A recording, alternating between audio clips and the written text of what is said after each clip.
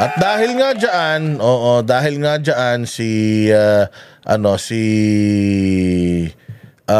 Claire Castro ay merong mensahe para kay Pangulong Duterte sa kanyang kalagayan ngayon. Ito ang kanyang mensahe, sana'y magustuhan nyo.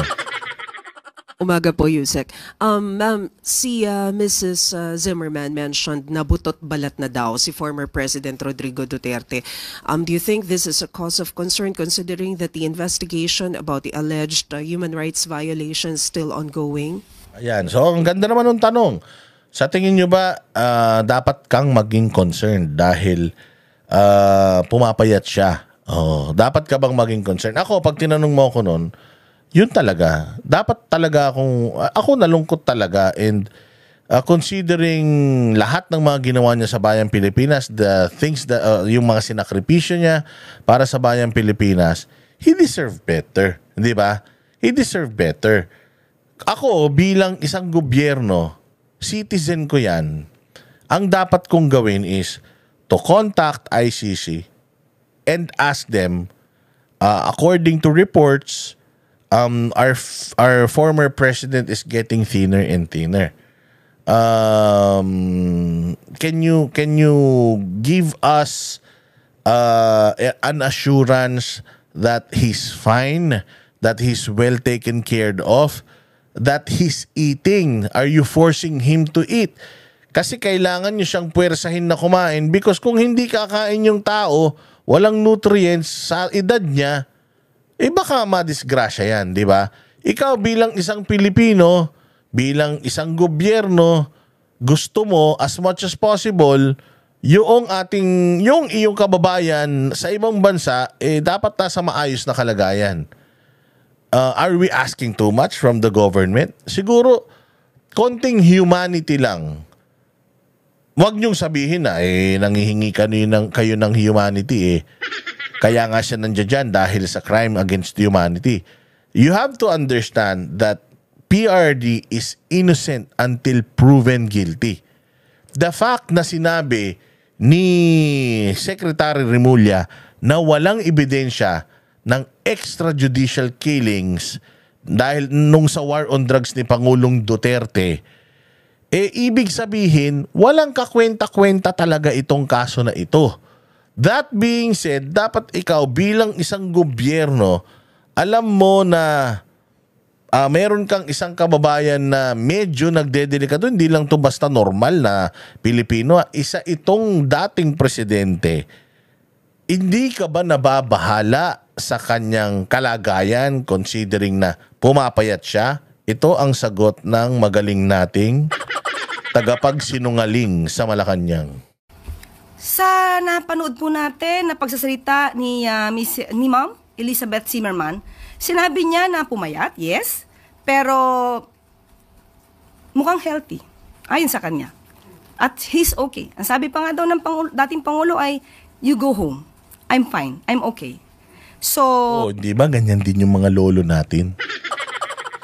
Para ka naman din nagkaroon ng lolo. Di ba ganyan yung mga lolo natin na mga strongman na kahit may nararamdaman na sasabihin niya, okay lang ako. Yung lolo ko ganyan. Kahit hinang-hina na pag tinanong mo, okay ka lang dyan? Okay lang ako dito. Kaya mo? Kayang-kaya to. Malayo sa bituka, gaganon yun. Pero hirap na yun. Di ba? Siguro naman, dapat naiintindihan mo yun bilang isang tao. Kasi sila, nakita nila at nakausap nila. Although, yun yung narinig mo, ikaw bilang isang Pilipino, bilang kapwa mo Pilipino yan, at kayo yung nasa kapangyarihan, wala ba kayong gagawin para at least man lang on your own makahingi kayo ng assurance na he's well taken care of, na siya ay maayos, sine-check up, ano ba kalagayan niya dyan, saan ba siya namamalagi, okay ba yung okay ba yung init, okay ba yung lamig sa kanya, hindi ba? At hindi na daw siya nag-take ng medicine, no?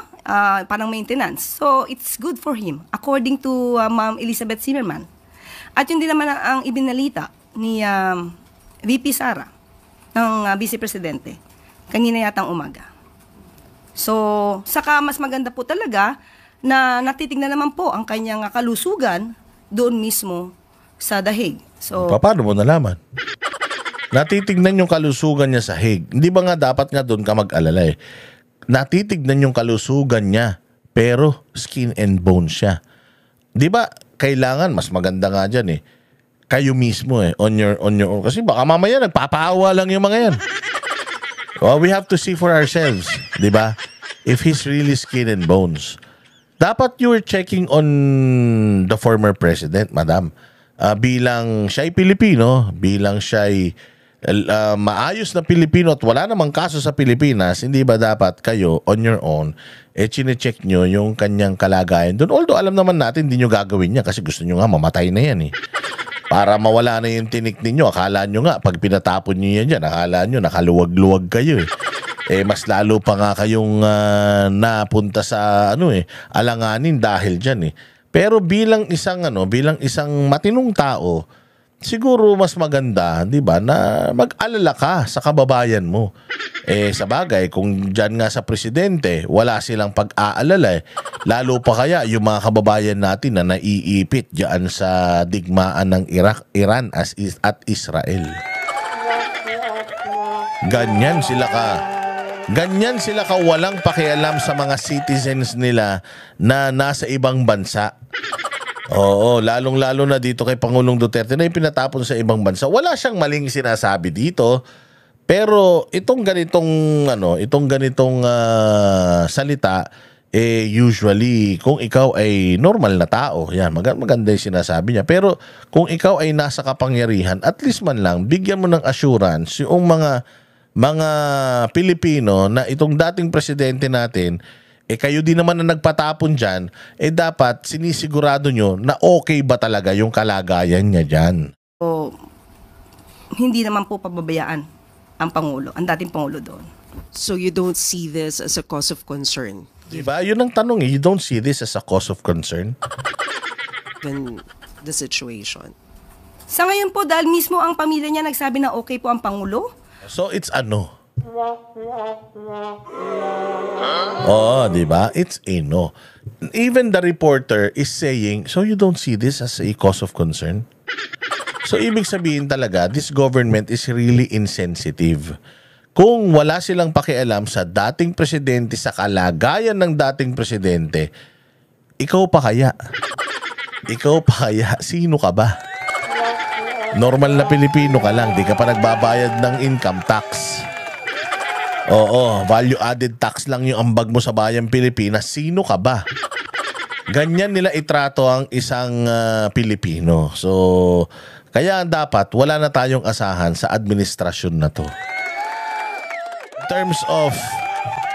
In terms of Pangulong Duterte, dapat wala na talaga tayong asahan dito kay Claire Castro dahil wala siyang pakialam sa isang 80 years old na nasa isang malamig na bansa na nangangayayat ng sobra, hindi sila concerned. Tinanong siya, so hindi ba to parang hindi ba concerning para sa iyo itong binalita nung pamilya? O sa kanya hindi. Baka nga sabi ko sa inyo, baka mas gusto nga nila mamatay pa yan. Baka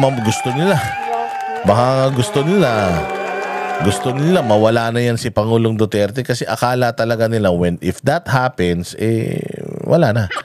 Maano na ang Pilipinas. Malulubog na ang Pilipinas. Ang boses ng masa hindi natatakot. Katotohanan lang, di kami nalulunod. Walang bahid ng sismis, lahat ay totoo. Kahit sino ka pa, pag mali ka babanatan ka. Walang pinipili kulay, wala kaming kinikilingan. Basta para sa bayan, kami lalaban. Pagtama palakpakan, pag mali banatan. Di matitinag, di sa bayan, tuloy ang sigaw. Sa harap ng kamera, walang halong takot. Mga baluktot, lahat kayo'y tutumba. Ang hustisya at totoo, yun lang ang mahalaga. Kahit sinong harang, di kami matitinag. Walang pinipiling kulay, wala kaming kinikilingan. Basta para sa bayan, kami lalaban. Pag tama palakpakan, pag mali banatan. Di matitinag, di matatakot. Para sa bayan, tuloy ang sigaw. Kung nasa tama ka, ikaw ay aming kasama. Pero pag mali ka, handa ka na bang mabasag? Banateros kami, walang inuunan. Dahil bayan muna, bago ang sarili.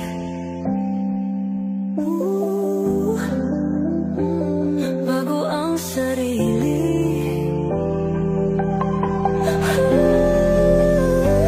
Pag tama palakpakan, pag mali banatan.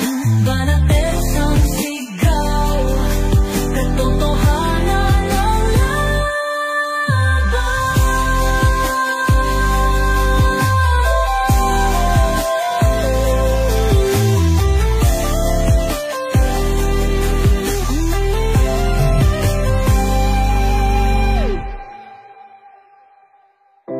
Sa harap ng kamera,